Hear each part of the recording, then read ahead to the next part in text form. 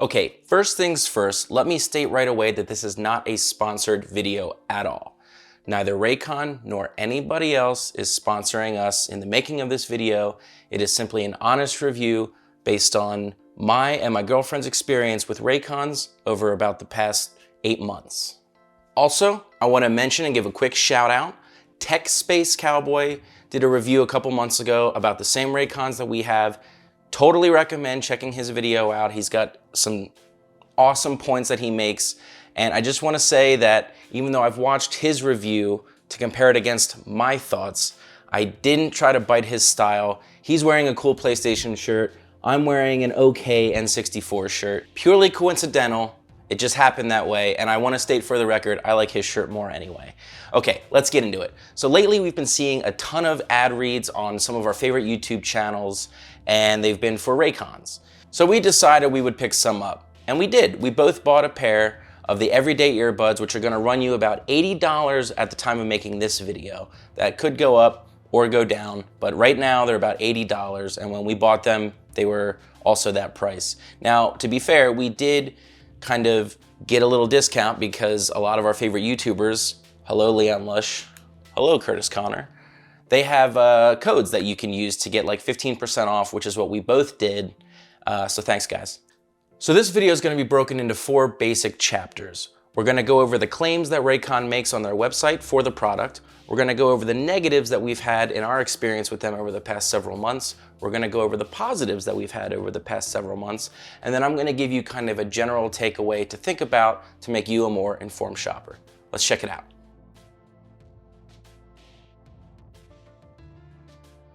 So Raycon claims that these headphones have 3 sound profiles, the ability to both hear the world around you as well as make crystal clear Bluetooth calls, and 32 total hours of battery life, with 8 hours of continuous play and the ability for the pillbox case to charge them wirelessly. So with that said, let's get right into it and talk about the thing I know you guys want to know about the most, the negatives. All right, so let's start with the wireless charging pillbox. Right now, it says it's charging my headphones. All I've done is snap it open and closed, and evidently now they're not charging. So it's a little inconsistent right off the bat. I mean, this is what I'm talking about. So just to give you some background, about 8 months ago, my girlfriend and I each bought a pair of these Raycons, and I ended up buying a second pair because I was taking a long international work trip that had a lot of flying involved. And I didn't really want to be stuck on a plane for 12 hours and not have a set of headphones to use. So I ended up buying a second pair to make sure I always had a pair of Raycons to throw in my ears so that I could just keep listening to music or YouTube or whatever I had playing instead of hearing the baby crying in the seat next to me. What ended up happening is I ended up giving that second pair to my girlfriend because the little charging nodes that are inside this pillbox ended up getting pressed in on the left side. So her left earbud was incapable of charging. Something I noticed when using my headphones now for months is that since I gave her the second newer pair, I kept the older pair that I had. I've noticed now at this point that these don't really last, I don't really get a full 32 hours out of them, including the charging in the pillbox. It really comes down to about 26 hours worth of battery life. And when it says that they can run 8 hours continuously, I find that I get closer to 6 hours. Now, I did notice something else just the other day when I was writing the script for this video. I realized that my left headphone always dies first. I always get a prompt in my left ear that said, headphone dying, please charge, or something like that. It's always the left one. And it made me realize that I actually probably could get 8 hours from the right earbud before having to charge it, but I never do because when one earbud is dying, I take both of them out, plug both of them in, well, not plug, but place both of them in the cradle in here and let them both charge together. It got me thinking that because it's always the left earbud that I'm having trouble with, I wonder if there's an issue in the manufacturing process because first, my girlfriend's left charging port got pressed in, and then I realized that maybe my left one's not charging as fully or as completely as the right one, and that's why I'm not getting the battery life that they claim I should get.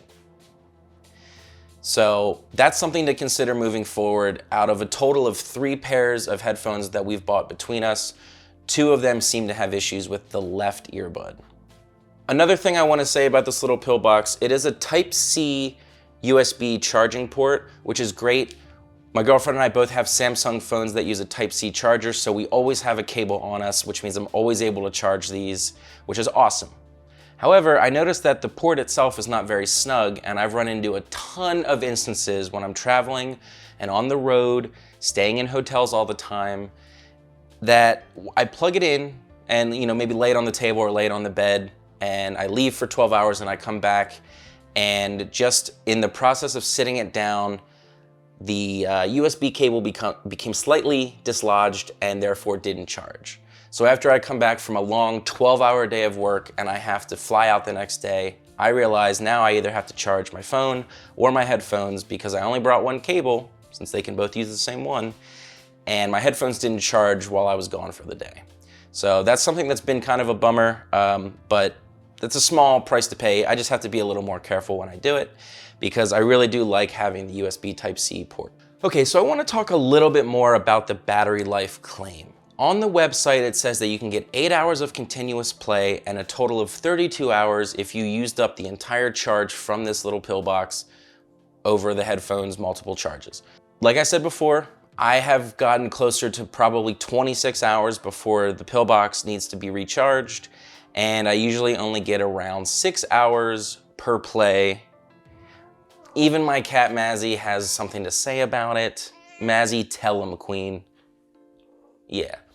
So what I realized is if it wasn't for the issue with the left earbud, I could probably get closer to 8 hours. And it's also possible that the claims on the website now aren't reflecting the headphones that I bought almost a year ago. Maybe they've gotten better. So all this to say, I did also notice one weird little thing on the website. Under the frequently asked questions, there was a question about battery life, and the text block that they had on the website said the everyday earbuds can sustain 6 hours of continuous play, which is closer to my experience with it and does contradict what the other part of the website says, where it says 8 hours. So even though the website says 8 hours of continuous play, under the frequently asked questions section, it says 6 hours, which could mean that it used to be 6 hours, and when they enhanced the product, they forgot to update that part of the website, and that would explain why my 8-month-old headphones probably have closer to a 6-hour battery life when I use them.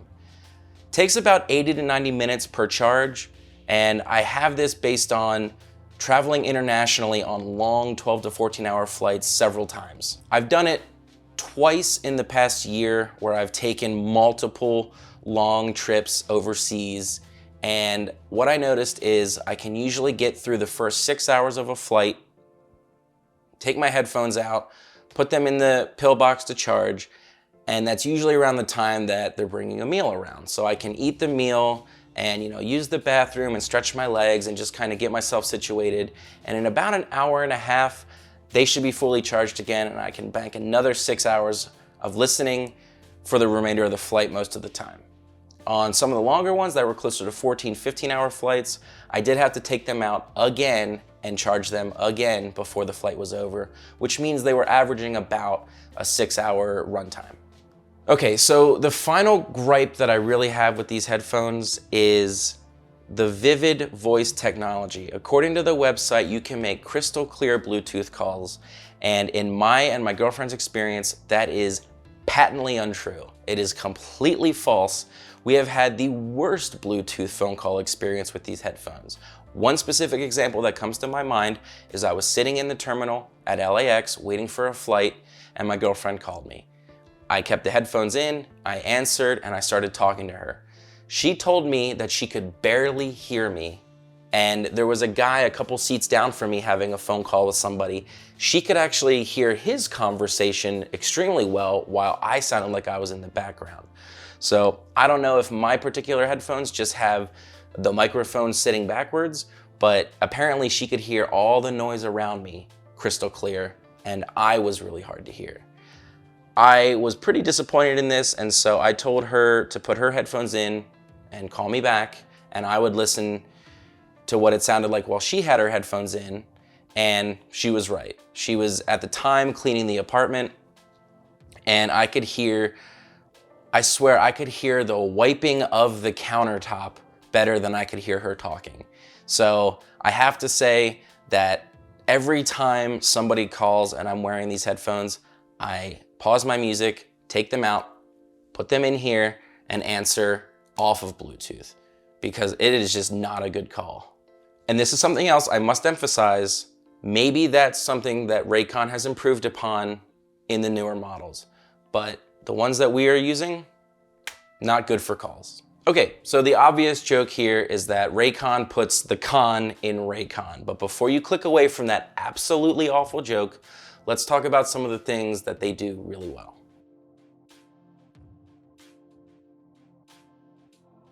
Okay, as far as the comfort and the fit of these headphones, I don't really think that they could be much better. They're called the Everyday Earbud. They're not meant for working out. They do have another model that's actually designed to be better water resistance and better snug fit when you're working out and moving around a lot. But if you're talking about going through an airport, sitting at a coffee shop, sitting at your desk at work, listening to music on the couch, whatever you're gonna use them just in your everyday life, they're great. They fit really well. I never really have an issue with them falling out or getting loose, besides the times where I roll up a hoodie on an airplane and I try to sleep and it kind of gets pushed into the earbud. They get a little loose when that happens, but I mean, my ear's getting all smushed around and I'm asleep on a plane. It happens. I'm not gonna hold that against Raycon. I think that they're a great fit. They're very comfortable. Like I said before, I've been on super long international flights and I've had them in my ears for basically the whole 12-hour flight, besides the time it took them to charge. And my ears don't hurt afterwards. That's huge. I probably would wear them longer than most other people would wear them on an average day when I'm traveling, and they feel great. So if you're gonna wear them less than 12 hours a day, you should be happy. All right, now I'm actually gonna talk about this little pill box again, but in a positive way. So besides the obvious potential manufacturing flaws that we talked about earlier, I wanna talk about the construction of this case and how much I like it. Good, they've connected to my phone. See, you open it up, they activate, and then it automatically connected to my phone. So I could put them right in and they're ready to go. Case goes in my pocket, goes in my backpack, doesn't matter. It's standing by waiting to charge them again. So when I'm done using them or I need to charge them, I'm gonna put it next to my mic, put them back in the case, and they snap in magnetically. So they're snugly in place, and now the red lights are indicating that they are charging. And however, I'm now noticing that the right red light went off, which means the right earbud does not need to charge, and the left one is currently red, which means it's still charging. Which indicates, like I said earlier, there seems to be some kind of issue where the left earbud doesn't charge as well as the right. Still, I like the case. It came with this nifty little strap that I put onto it, so I can put it around a carabiner or something to make it a little more secure in my bag, or just toss it in my pocket.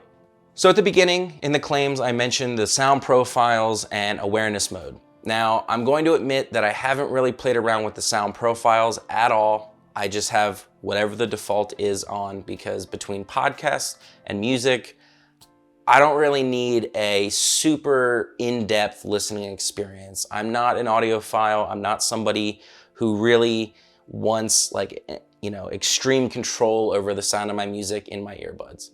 I have a pair of Bose Quiet Comforts that I wear often when I want to close out the outside world and just focus solely on what I'm listening to. They help me with editing. I'm able to edit and focus better and hear the nuance of my video audio, and I can tweak that. But when I'm just throwing in a pair of earbuds to go to the store, I don't need anything super fancy. So I haven't even messed with the sound profiles. I'm gonna totally leave that one alone. However, the awareness mode, where they say that you can still hear the world around you, they're not completely plugging your ears, but it does block out naturally because of the shape and the way that it's sort of like a cochlea, earplug. It does block out a huge chunk of the audio around you. And I like that it doesn't block everything. I do love my Bose Quiet Comforts. However, when I'm in an airport or a coffee shop or something, I want to block out the general din of the area around me, but I still want to be able to hear if someone calls my name, maybe my coffee order's ready, maybe someone that I'm traveling with needs to talk to me and they need to get my attention. They don't have to come over and shake me. I can hear them. Or I hear my flight being called or a gate being changed. I still want to be able to hear those sounds that are a little louder while just kind of blocking out the general din of the area around me. So for that, I think it's actually a really good way to not over-engineer an earbud that's ultimately $80. I mean, they could probably try to plug in some kind of noise canceling feature into it, and honestly, probably would make it end up sounding worse. So I like the awareness mode. I think it works for these headphones, and I wouldn't have it any other way. So the last thing I want to cover is the audio quality versus the price point. That's kind of the main thing I think a lot of people look for when they're looking for earbuds, headphones, whatever. I know I'm one of those people who wants to get a decent audio profile but not break the bank most of the time. And I would say that these at a price point of $80, when you compare the sound quality of these to other similar models at similar prices on the market, they're perfectly par. They're not going to blow you away, they're not revolutionary, but they get the job done. And by God, they are better than the skull candies I used to buy in the early 2000s when I was in high school. So if early 2000s Kyle could see me now, he would be impressed. So here we are. What's the takeaway? Would I recommend buying these? Would I not recommend buying these? Ultimately, I consulted with my girlfriend about this video in particular that I'm making, and I asked her if she would recommend them to family and friends. Simply put, she said, yeah. My explanation and my reasoning and my answer is a little more complex than a simple yes, but I think it is still a yes. I hope that in the nearly a year since I bought these, they've improved upon and gotten customer feedback on the shortcomings, and they've improved upon them. That's really what I hope. I would say that the negatives that I told you about in the beginning, they could be just very specific to my own experience. I haven't really seen anyone else talking about the specific issues that I've had with the left earbud taking longer to charge, or the problem with the construction of the pill case. But I would say that that's something to consider. I mean, if you're gonna put $80 down on something like this, it's almost $100, after tax and whatnot.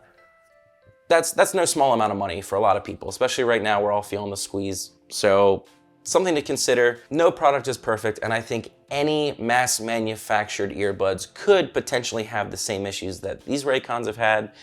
So I don't know if that's really something that should dissuade you too hard from trying them out, because it could happen to anybody with any product. So hopefully Raycon has taken some feedback from customers and improved upon their previous shortcomings. No product is perfect, and I always say that bad could always be worse and good could always be better. And I think these are pretty good headphones, and I really hope that the newer ones they've made are better. Ultimately, the choice is going to be yours, whether you choose to get Raycons or not. I hope this review has been helpful, and I hope that you're happy in whatever decision you end up making. In the future, we plan on doing more of these honest reviews of products, because I think it's too hard to find honest reviews these days. Everything's either sponsored or paid for. Fake reviews are put on websites. I just wanted to put out something that's honest, not sponsored, not ad supported. If you end up seeing ads on this video, I'm not monetizing it. I'm probably just got a copyright claim. So I hope that it's been helpful. I hope you check out future videos that we have about other products and services in the future. Please like and subscribe to Kaytothewhy. I would say we brand ourselves as YouTube amateur hour meets variety show. We've got a ton of different styles of content, and hell, you might even like some of it. So give us a like, give us a subscribe, check it out, or don't. We'll see you next time.